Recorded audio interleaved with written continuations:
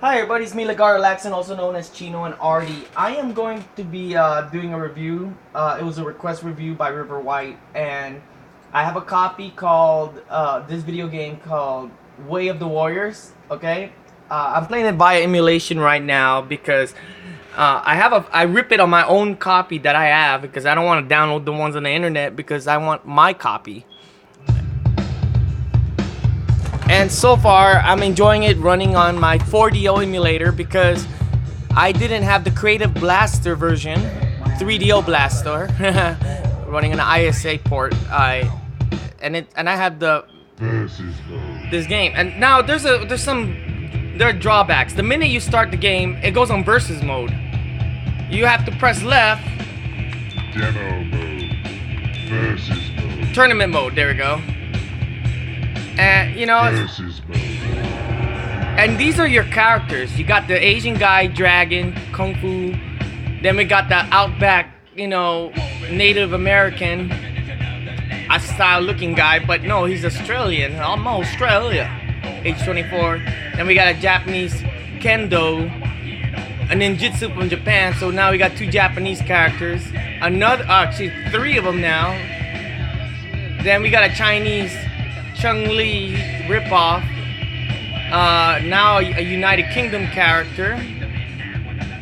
Now we got a French African American African brown skin. That's how I just say.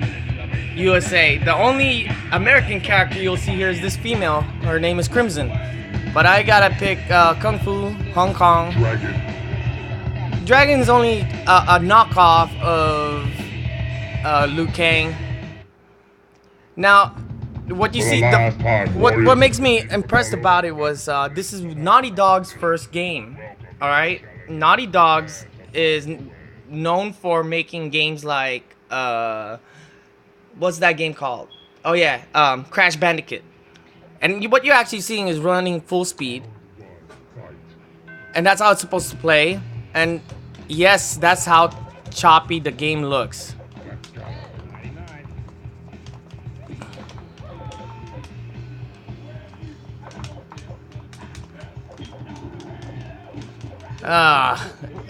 This game's I gotta say my review about this game. I'm gonna go in demo mode right now. Now we have this wannabe mixed katana, mixed Raiden, then a ninja character that does not resemble at least Sub-Zero. Alright.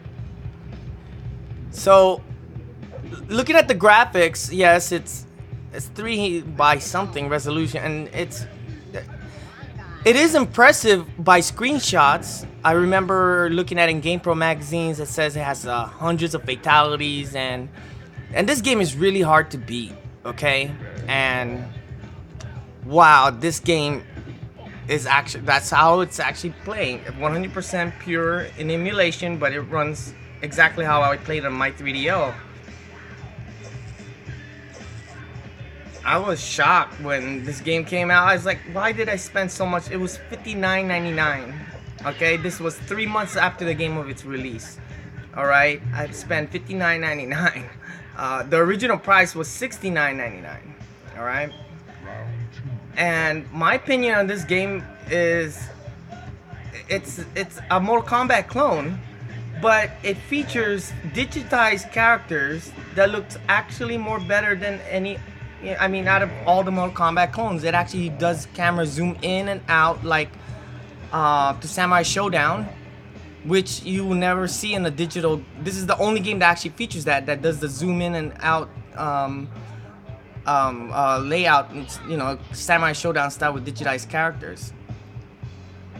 If they actually, if they could just shelf this game, and they like what Naughty Dogs did, they remade it to be a better game, and we could take the characters seriously. Because when you look at the character select screen, come on, you cannot take none of those actors seriously.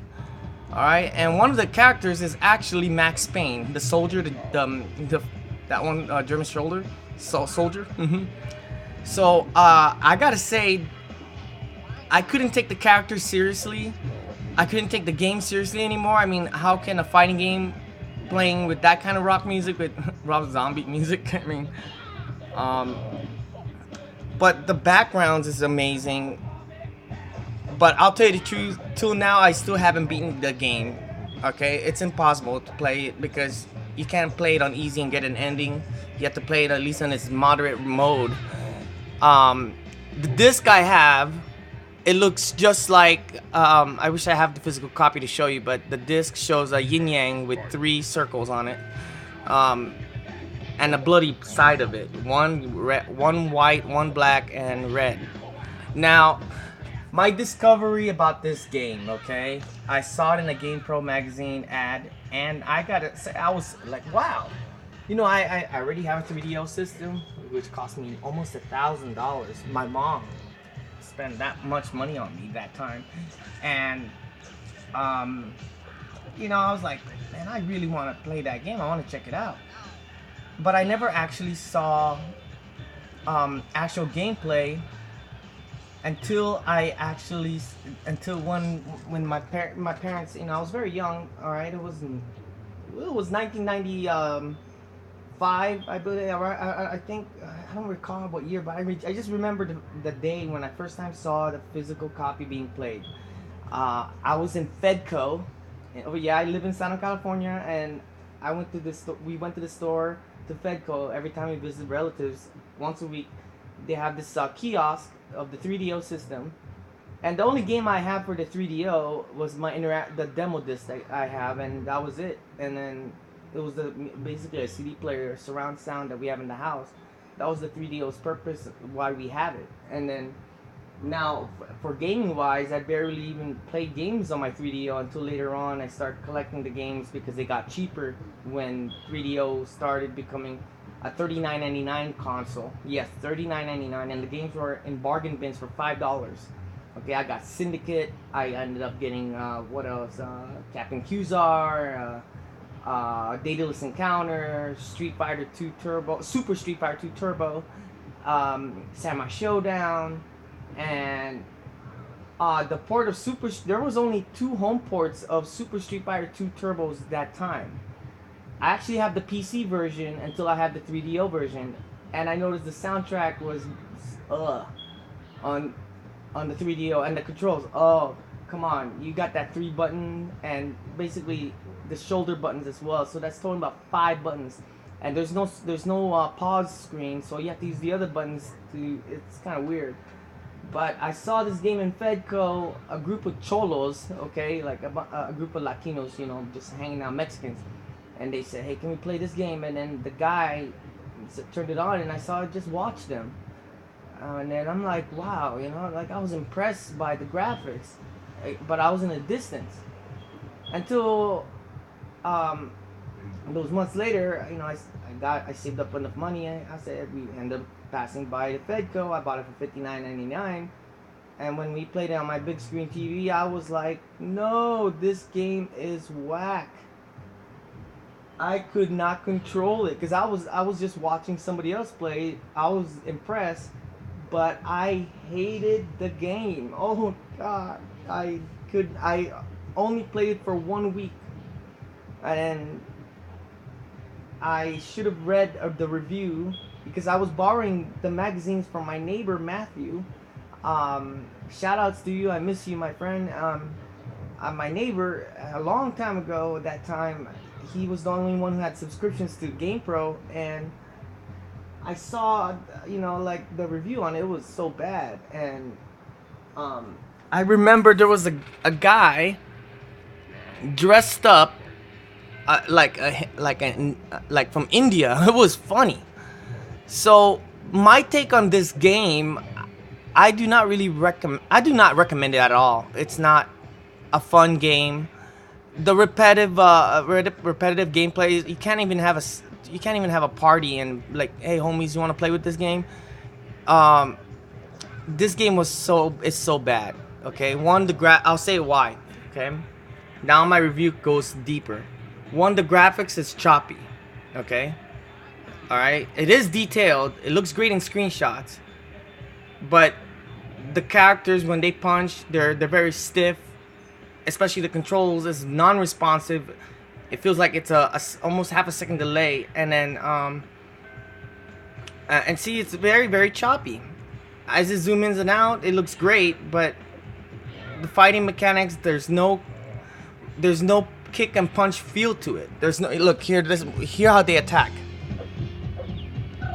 You will not hear the dish, ba, dish, ba, ba. It's not really too impact to know everything about it. And so far, not all secrets have been discovered of this game, and it just remain a forgotten game supposedly. But Naughty Dogs actually, you know, did their best, and now they have Crash Bandicoot and other cool games. But I gotta say, I played Total Eclipse. That's what I was discovered on the 3DO. I discovered the 3DO system in Universal Studios via kiosk. I remember it was not in the Universal Studio. It was actually on the backlot area. It was on it was on the City Walk. I remember and they had a painting of a Virtual Fighter, but yet it had all Panasonic 3DO, and it was cool experience. But they didn't have this game because they could not show rated R games like this. So my take to it, I do not recommend this game. I mean, it's just for nostalgia collectors because this is one of those Mortal Kombat clones with digitized graphics. It's not like Tattoo Assassins. The characters don't look as real, okay? But the characters look real on this game. All right. I gotta say, look, let me press start to that. The select screen, they're very detailed, but they're so detailed it's just photographs. It's like someone just took a picture of them and they look, you can't take them seriously. I mean, this Australian, okay, he looks like a Native American mix, and then I thought he was African American, but no, he's from France. All right, this is I know this guy. I don't know if it's true or not, but they believe this guy is Max Payne from the first game, the actor. So, and she's not even Chinese. This actress who's playing these games, I don't know if they're not even actors or actresses. They were. Can you believe this game was developed at their dorm room or their apartment, and they look like, hey, are you making a soft porn video game, when they had their Indian friend dressed up in that garb? So as you can see, my 5 out of 10s, I give this game a 4. Okay, the 4 is one is about it is the effort they did to it. It was low budget. And the effort they put, and 2, the graphics is high resolution at that time, but it was choppy. Okay, that's the downfall. That's why I never went. That would have been number 5 if it was smooth. I give it a 5, but no, it's 4. 3, I gotta say, what gives it a good, it's the soundtrack. It's clarity. It's actually CD audio music, but it's not. You can't play the CD in the music. CD, any 3DO disc. It's not Red Book audio. It's proprietary to its own sound system. And last but not least, okay, the zoom in and out factor, just like Samurai Showdown. The only game that does the zoom in and out game that has digitized characters is the Untouchables and the Bikini Karate Babe that I worked on. I was in that production, yes, Bikini Karate Babes. And I also have a review about that. So, if you look at a lot of Mortal Kombat clones, the success out of all Mortal Kombat clones, I think the Untouchable, is a great game by Creative Edge, and it is a better game. And so far, this game, Naughty Dog's legacy started with this. Yes. So there's 2 versions of this game. They have the Interplay release and the Universal Studio version. So thank you guys for watching, and shout out to River White. Thank you for watching on my channel, and thank you for the request.